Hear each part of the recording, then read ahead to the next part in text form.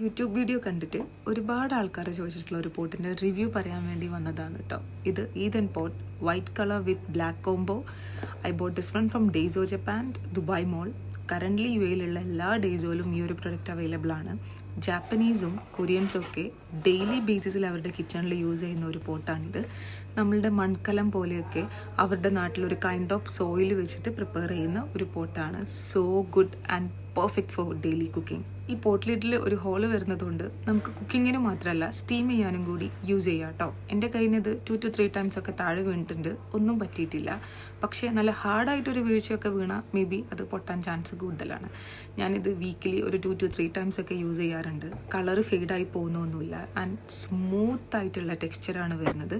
Soil കൊണ്ട് prepare ചെയ്തിട്ട് എടുക്കുന്നതിന് പുറമേ ഒരു കുക്കിംഗ് ഫ്രണ്ട്ലി ആയിട്ടുള്ള പെയിൻറ് കൂടി ചെയ്യുന്നുണ്ട്. മേ ബി അതുകൊണ്ടായിരിക്കും സ്മൂത്ത് ടെക്സ്ചർ ഉള്ളത്. ഞാൻ ഈ ഒരു പോട്ട് യൂസ് ചെയ്യുന്നത് റൈസ് ഉണ്ടാക്കാനും ഫിഷ് കറി ഉണ്ടാക്കാനും സ്റ്റീം ചെയ്യാനും ഒക്കെയാണ്.